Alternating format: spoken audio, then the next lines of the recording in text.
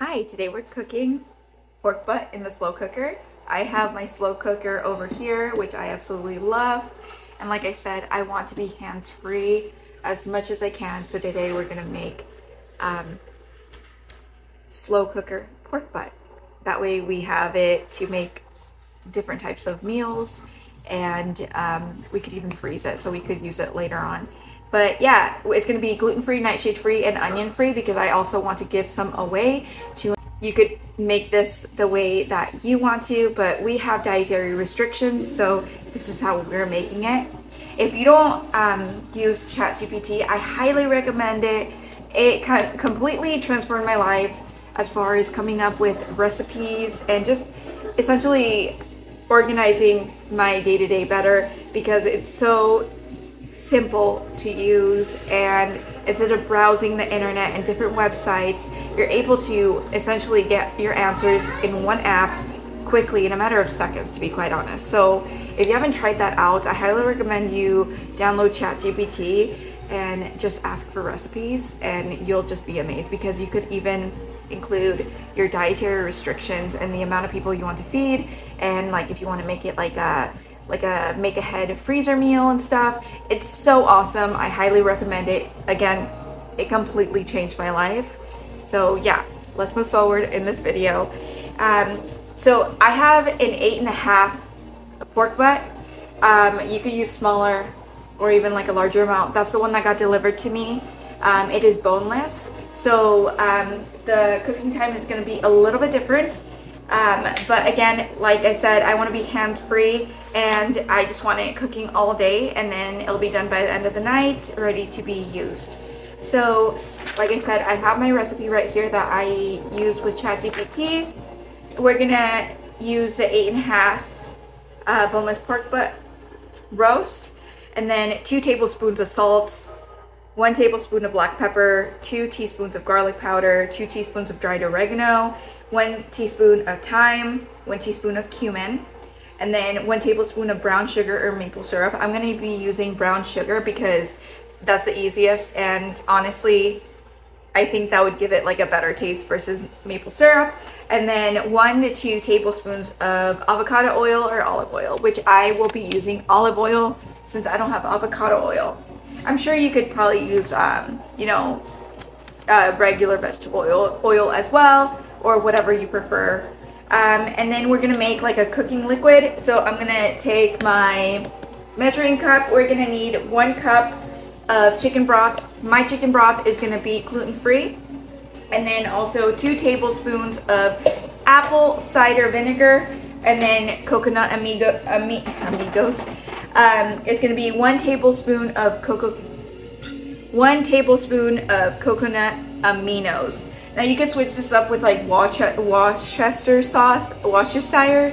sauce, but again, we're gluten-free, nightshade-free and stuff, so we use coconut aminos a lot.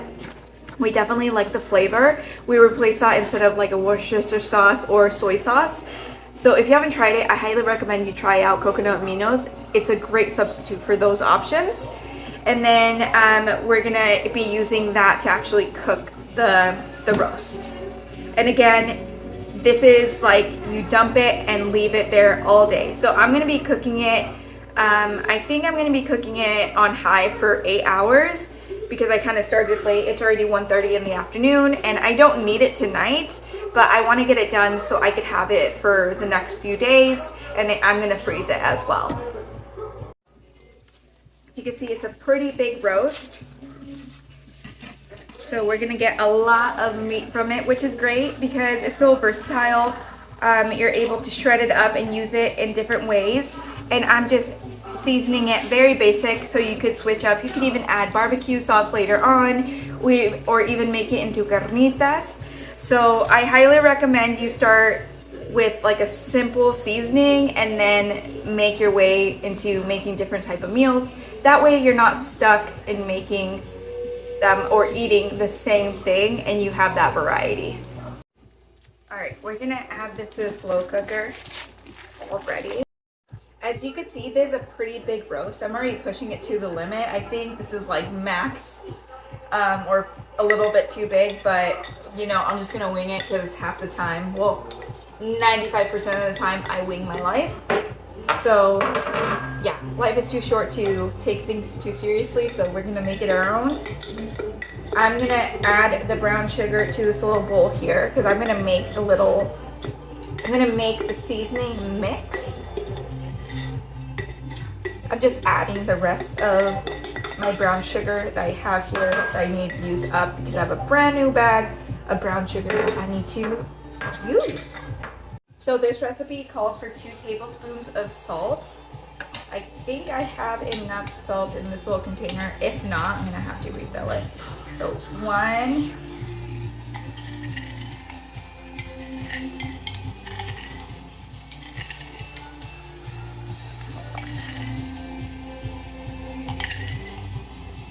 I think I have enough salt. I'm gonna actually refill this. I just don't like to keep refilling it until I'm completely out. That way I use the freshest, you know. And then we're gonna add 1 tablespoon of black pepper. So you can use black pepper, or even I think it would also turn good if you use white pepper as well. That's up to you. But this recipe calls for black pepper. So 1 tablespoon of black pepper. You're probably thinking like, oh, that's like a lot. But again, this is like an 8-pound pork roast. So 1 in there.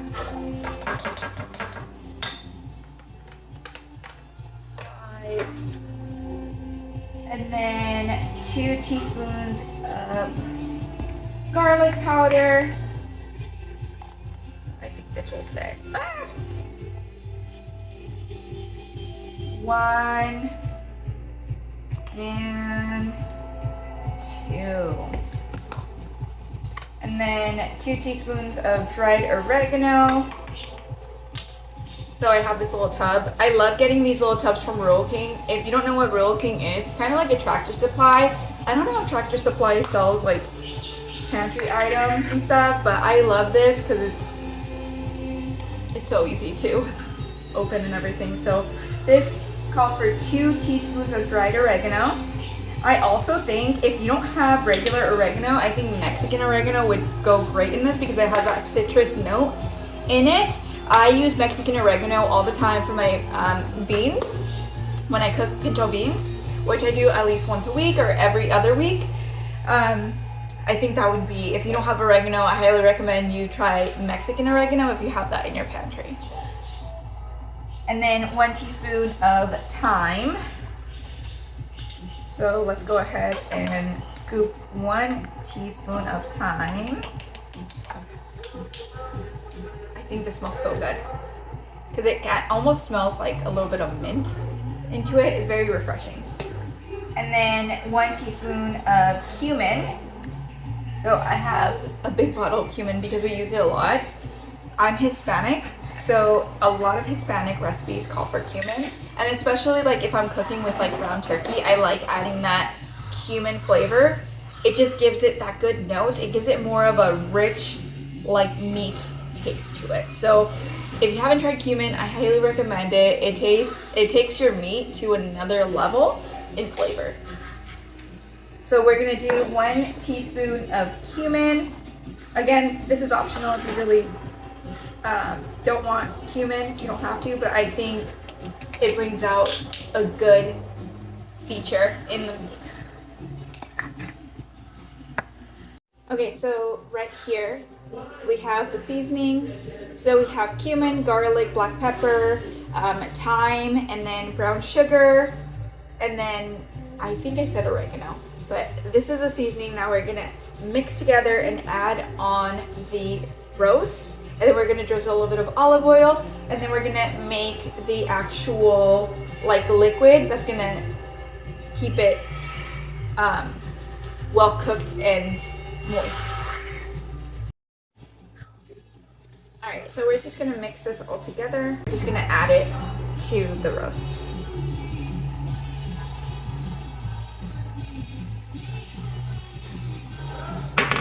Just gonna pat it on there.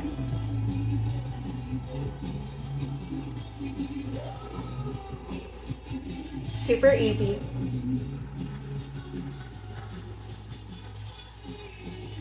And then we're gonna add the cooking liquid. So let's do the cooking.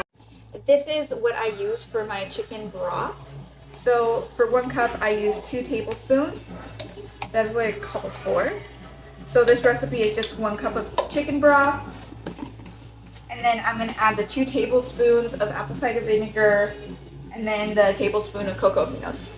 So we have the apple cider vinegar. It's gonna be 1 tablespoon, actually 2 tablespoons of apple cider vinegar.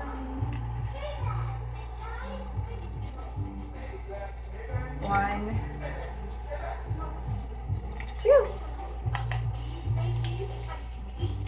And I think the apple cider vinegar is a good thing to add because it also softens the meat. It gets in the muscles. So I highly recommend whenever you're cooking any sort of roast, add a little bit of apple cider vinegar. Even whenever you're making chicken broth out of like a chicken carcass, add a little bit of apple cider vinegar because it's gonna break down and it's gonna give you so much more nutrients. This stuff is awesome. So like I said, we like using cocoa aminos. It's a good replacement for soy sauce. So this one I got from Fresh Thyme, but you could easily get your cocoa aminos from Walmart. It's sold everywhere essentially. So I'm just gonna add 1 tablespoon of cocoa aminos.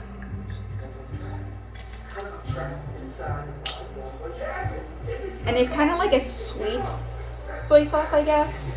But of course it's not soy. It's derived from coconut. So yeah, it's cocoa aminos. Highly recommend it. We're gonna mix this up and then we're gonna add it to our roast. And then we're gonna actually start cooking it. We're gonna leave it alone.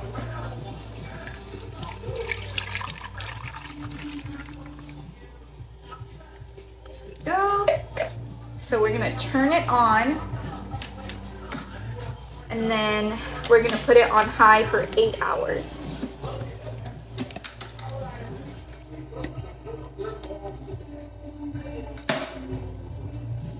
So as you see here, I could program it. Let's do 8.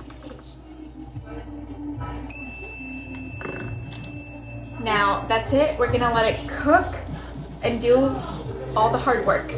And in 8 hours, I'll show you guys the end results. That will be pork butt roast. So it's been a long day. It is about to be, well, it's already 9:30. So this has been cooking for like 8 hours, almost 8 hours.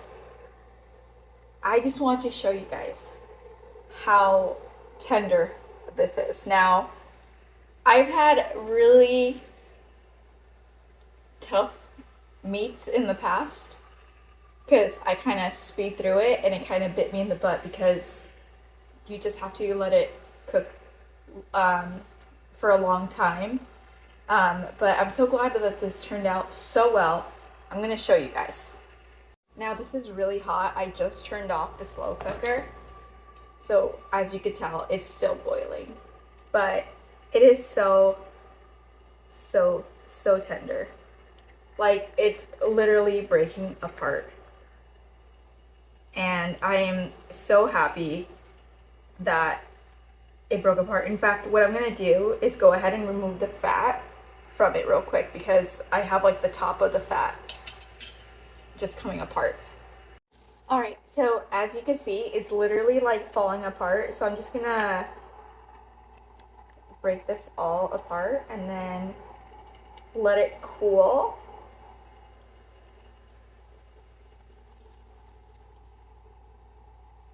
This is insane how tender this is. I'm so excited. I'm ready to make a bunch of dinners. I think I'm gonna give some to my kids tomorrow for dinner. I think we're gonna make tacos or like some sort of carnita type of meal. But yeah, it's literally falling apart. It's so tender. Wow, this is so amazing. I'm so happy for the end result because this, sometimes in the past, if I cooked it like really tough, that I'm so glad that I was able to get this done. And as you know, I also love hands-free dinners. So yeah, this was totally hands-free, little prep and a big reward, but look at that. That's so cool. It came out so well. So well. So if you like this video, please give it a thumbs up or a like, and please comment below what's your favorite pork roast type of meal, some recipes that you would like to share with me. Again, we're a nightshade free and gluten-free family, so I can't really exactly make it spicy, or I can't have even tomatoes or potatoes in there. So if you have any ideas of recipes that you'd like to share, just let me know. Thank you for watching. Bye.